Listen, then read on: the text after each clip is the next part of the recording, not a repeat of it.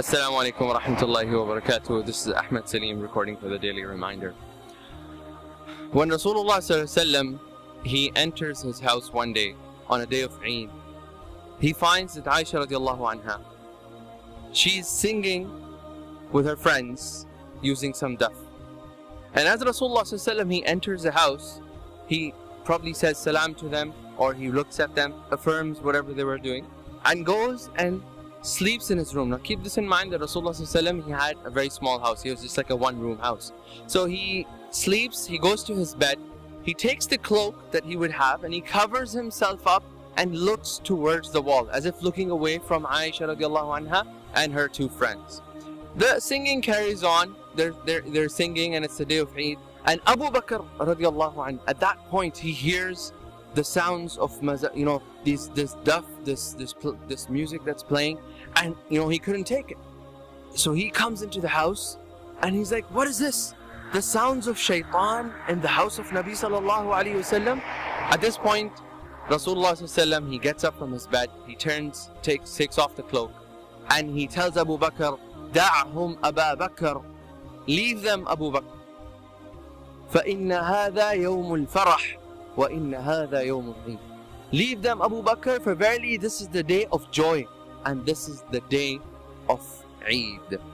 At that point, Abu Bakr and Rasulullah sallallahu alaihi wasallam, they carried on talking. Aisha radiallahu anha carried on singing songs and enjoying her time with her young friends. And then moments later, she stops and she kind of like gives them a rams, she gives them a signal saying, go ahead, you guys can leave now. Now the story ends over there. Let us draw some lessons from this story. First lesson that we find, that Rasulullah sallallahu alaihi wasallam, he had ru'ub. This ru'ub basically means this feeling of awe that the other person would feel when they would look at Rasulullah sallallahu alaihi wasallam, or when Rasulullah would be close proximity to an individual.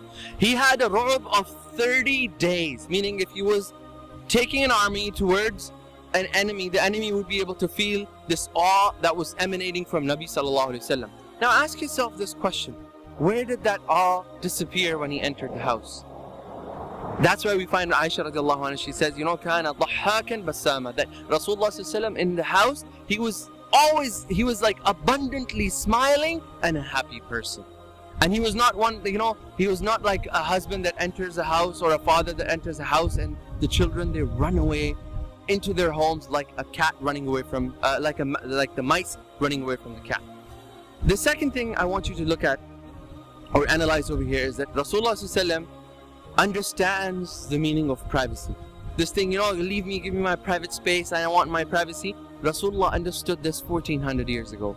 When he realized that his wife is busy with her friends and they don't have a big house, they have one room, he gave them total privacy by literally taking a cloak, covering himself up and facing on the other way, away from the young girls, so that they can take their free space and they can feel free in doing whatever they're doing. So he gave them that privacy, and I think we should all realize that husbands and wives, children, as our children grow up, everybody needs that privacy, and Rasulullah understood this and he gave it to his wife and he gave it to the people around him also.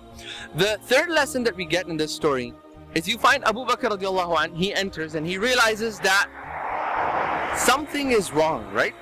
This duff being played in the house of Nabi sallallahu alaihi wasallam, all of this was too much for Abu Bakr to take. So he enters the house thinking he's rectifying the situation. And at that point, Rasulullah sallallahu alaihi wasallam, he stops Abu Bakr from interfering in his housely affairs, in his marital affairs. Although he's Abu Bakr, his opinion is going to be one of the most honest opinion, one of the most closest opinion to what Allah subhanahu wa ta'ala would have revealed. Despite that, Rasulullah did not give him that freedom to interfere with his household. He told him, Da'ahum ya Abu Bakr, leave them, i.e. do not interfere in my house.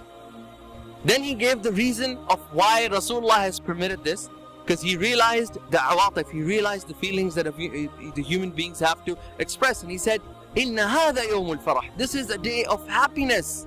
And Islam has absolutely Islam is not against us expressing our happiness, our feelings in whatever cultural ways that each society has, as long as we do not cross the boundaries of Sharia. The next lesson that we get in this particular story is, look at the smartness of Aisha radiallahu anha. She is obliged she's mandated after her marriage to listen to Rasulullah sallallahu alaihi wasallam.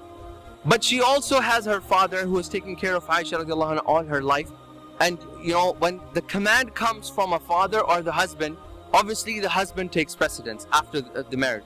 So the wife is obliged to listen to the husband over the father. But look at the smartness of Aisha radiallahu anha, that she actually listened to Rasulullah sallallahu alaihi wasallam, and she carried on singing while Abu Bakr and Rasulullah sallallahu alaihi wasallam, they carried on talking. But then moments later she stopped. Why did she stop? Just to kind of like also make her father at ease, because she realized that this thing was not something her father was happy with. And oftentimes it's that dilemma that all of us are stuck in, which is how do we make our husbands happy and our parents happy at the same time? You just gotta be smart, and you just gotta play it smart and ask Allah subhanahu wa ta'ala that He gives us tawfiq. This is Ahmad Saleem signing off for Daily Reminder.